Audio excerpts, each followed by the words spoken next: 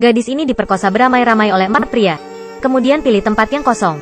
Buang dia ke saluran pembuangan. Mereka pikir gadis itu akan mati. Tapi untungnya dia punya nasib baiknya. Ditemukan oleh orang lain, dibawa ke rumah sakit tepat waktu. Di ruang pemulihan, dia terbaring di ranjang rumah sakit. Badannya tubuh terluka dari dalam keluar. Beruntung masih hidup. Ibu melihat putrinya terluka parah. Sangat menyakitkan. Menangis sampai tidak memiliki tenaga lagi. Kebencian tidak bisa menggunakan hidupnya untuk mendapatkan kedamaian putrinya. Tapi yang paling menyakitinya. Yang penting, diketahui bahwa putri telah dianiaya. Ibu mendengar berita ini. Ini seperti langit runtuh. Suasana hati turun. Menangis. Menyesalinya sendiri. Putri harus menderita kemalangan ini. Itu karena, 1 hari yang lalu, dia setuju untuk mengizinkannya menghadiri pesta. Di pesta itu, gadis itu menolak cinta teman sekelasnya. Dia marah dan pergi ke sepupunya, meminta bantuannya. Siapa sangka sepupunya akan datang dengan senang hati. Mendapat kata lain, kontol, dari gadis itu. Sepupu terlalu malu terjadi marah. Gadis yang ingin pulang, dia baru saja meninggalkan pesta. Belum waktunya bagi ibu untuk mengangkat telepon. Tiba-tiba sepupunya itu bergegas maju. Tutupi mulutnya, memaksanya naik ke mobil. Gadis berjuang untuk melawan. Pada saat ini penjaga juga melihat segalanya. Namun siapa sangka dia tidak mencegah. Dan juga bergabunglah dengan mereka. Gadis di dalam mobil diperkosa. Ini adalah adegan pertama film tersebut. Ibu melihat anaknya belum kembali. Merasa gelisah, pergi ke pesta untuk mencari seorang anaknya. Tapi semua orang menjawab. 2 jam yang lalu gadis itu meninggalkan pesta untuk pulang. Telepon tidak ada yang mengangkat. Seorang ibu memiliki perasaan tidak aman. Dan lapor ke kantor polisi. Polisi India, terkenal karena tidak berguna. Setelah melaporkan, tahukah Anda apa yang mereka katakan? Hari ini adalah hari Valentine. Dia pasti pergi dengan pacarnya. Dia pasti tidak akan memberitahumu. Ibunya selalu berbicara, gadis-gadis dalam bahaya. Tapi polisi menyuruhnya tenang. Ibu mencari sepanjang malam. Keesokan harinya, ketika dia mendengar kabar tentang putrinya. Jadi putrinya menjadi seperti itu. Tentu saja, tidak bisa memaafkan orang-orang itu. Jadi ibunya pergi ke pengadilan. Polisi segera menangkap 4 penjahat. Dapatkan pemeriksaan rumah sakit, kesaksian gadis itu. Pasti harus menuntut untuk mendapatkan keadilan untuknya.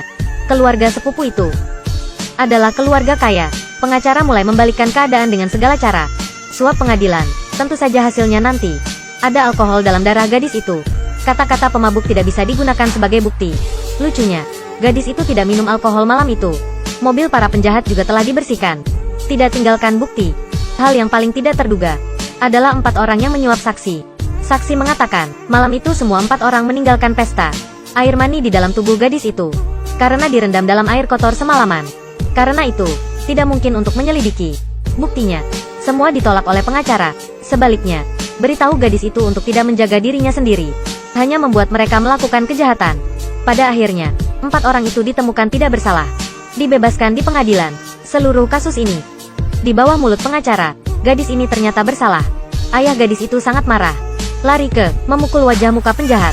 Tapi hakimnya, menghukum ayah karena penghinaan pengadilan. Jadi dia dibawa ke penjara. Sekarang putri, masih terbaring di ranjang rumah sakit.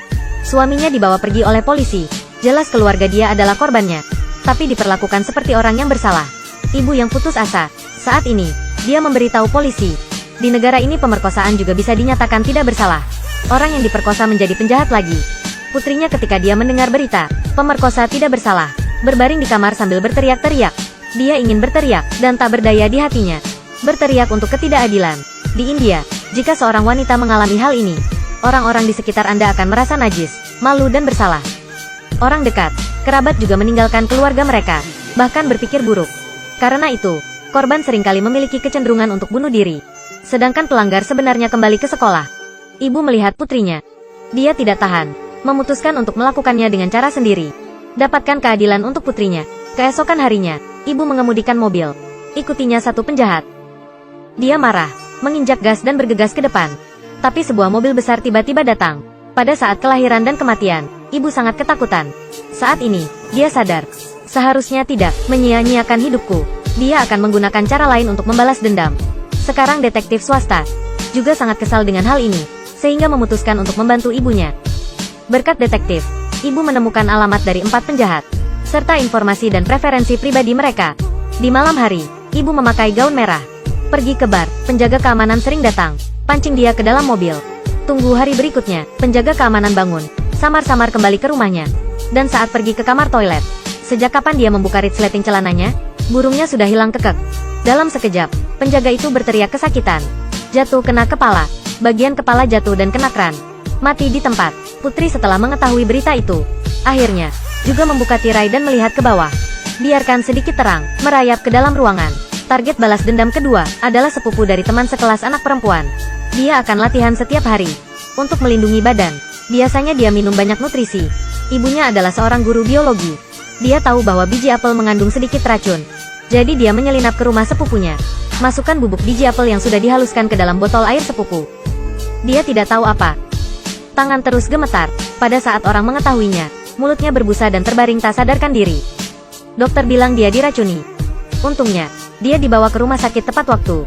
Jadi dia menyelamatkan nyawanya. Tapi berubah menjadi tumbuhan, terbaring di tempat tidur. Polisi pun mulai melakukan penyidikan. Orang yang paling dekat dengannya adalah adiknya. Di rumah adiknya, menemukan sejumlah besar apel di tempat sampah. Alat pengupas juga telah ditemukan. Di layar komputer, ditemukan sebuah website yang membahas tentang cara mengekstrak sianua dari kulit apel. Dengan bukti-bukti tersebut, polisi tidak melihat-lihat, buru-buru menyimpulkan, pelaku adalah adik laki-laki.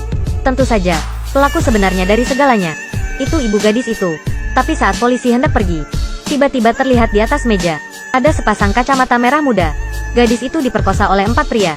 Karena sangat marah, ibu memutuskan untuk membalas dendam. Dia pergi ke rumah sakit untuk menemui penjahat itu. Saat ini, racun telah mengubah organ dalam, buat dia berbaring di tempat tidur. Ibunya membungkuk dan berkata padanya, "Bukan kau bilang ingin panggil ibunya datang kan? Yalah, sekarang ibunya ada di sini."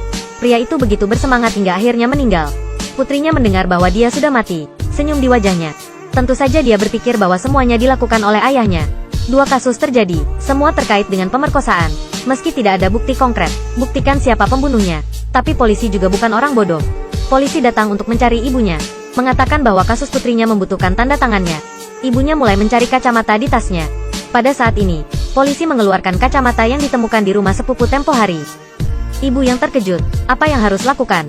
Bukti yang memberatkan ada di depan mata. Tapi sedetik kemudian, dia mengeluarkan kacamata. Ternyata dia memiliki kacamata yang sama. Sekarang sampai yang terakhir. Polisi niat baik mengingatkan, orang ini memiliki catatan kriminal. Jangan melakukan apapun padanya.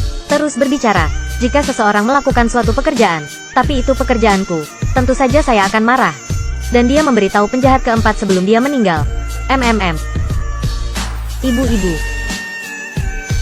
Apa yang kamu katakan? Dalam sekejap, dia mengerti. 2 kata ibu-ibu. Itu ibu, gadis yang diperkosa. Dia tahu itu semua karena detektif ini mengikuti mereka. Jadi berikan detektif itu permen tembaga.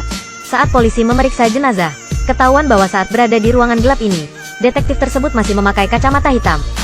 Merasa sedikit salah. Benar saja, ada kamera di kacamata detektif itu. Di dalam direkam semua, tempat kejadian perkara pembunuhan. Dia sekarang telah datang ke rumah gadis itu.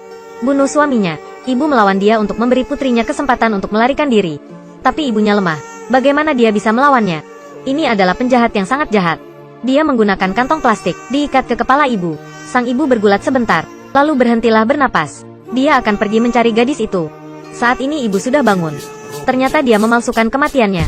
Dia belum menemukan putrinya. Penjahat itu muncul, mengangkat senjatanya dan bersiap untuk menembak ibunya. Di saat bahaya, sebuah tembakan terdengar, mengenai lengannya. Polisi yang datang tepat waktu. Ibu segera mengambil pistolnya. Bersama dengan polisi menargetkan penjahat. Ini musuh, dia yang terakhir. Tetapi polisi menyarankan ibunya untuk meletakkan pistolnya. Jika dia membunuhnya, dia akan menjadi penjahat. Penjahat akan dihukum oleh hukum. Suasana hati ibu gelisah. Dia masih memiliki pistolnya. Polisi terus berkata, jika membunuh seseorang, akan masuk penjara. Pikirkan putrinya, yang dia cintai. Saat dia mengatakan ini, dia meletakkan tangannya di atas pistol ibunya. Saat ini, penjahat itu menunjukkan senyuman. Ibu menangis dengan keras. Ini masih akan terjadi. Kalian tidak bisa berbuat apa-apa. Ini adalah kata-kata tulus dari seorang ibu. Tiba-tiba polisi itu meletakkan senjata yang dimiliki polisi di tangan ibunya. Katakan padanya, jika kamu membunuhnya, gunakan senjataku. Tentu saja, jika membunuhnya dengan senjata polisi, dia hanya perlu menulis laporannya. Itu karena saat melawan penjahat secara tidak sengaja menarik pelatuknya. Ibu ambil pistolnya. Penjahat itu berlutut dan memohon. Dia memberitahu polisi, dialah yang membunuh penjaga itu. Bunuh seluruh sepupu, lalu salahkan adiknya. Polisi mendengar semuanya, tapi saat ini, keseimbangan keadilan di hatinya ada di pihak ibunya. Karena dia telah melihat dengan matanya sendiri bagaimana hukum memperlakukan keluarga mereka dengan tidak adil. Polisi memberitahu ibunya, Jika tidak ada orang di sekitar, tarik pelatuknya. Gadis di belakang pohon. Dengarkan seluruh percakapan antara ibu dan polisi. Dia akhirnya tahu siapa pahlawan di hatinya. Bukan ayahnya, tapi ibunya. Gadis itu berjalan dan memanggil ibunya. Dengarkan suara putrinya. Ibu tidak lagi ragu-ragu, mulai menembak. Penjahat terakhir sudah mati. Ternyata, dia hanyalah ibu tiri gadis itu. Tapi sudah menganggap gadis itu sebagai anak kandung. Tapi putrinya belum pernah panggil kata ibunya sebelumnya. Sekarang, panggilannya telah membuatnya sangat tersentuh. Dua orang berpelukan dan menangis. Ini adalah film India yang diadaptasi dari kisah nyata. Ibu Pembalasan. Film dari sudut pandang seorang ibu dan seorang wanita. Mencela orang dan hukum India. Wanita selalu harus menerima rasa sakit hati. Dan yang membunuh mereka bukanlah kejahatan. Itu adalah gagasan India untuk menghormati pria dan tidak menghormati wanita. Jika masih menolak untuk berubah, maka tidak ada yang akan berubah. Film ini dengan sempurna menggambarkan tema ini. Tempat keadilan tidak ada lagi. Tapi masih punya ibu. Baiklah, hari ini sampai sini saja. Ini aku. Sampai jumpa di video berikutnya. Assalamualaikum.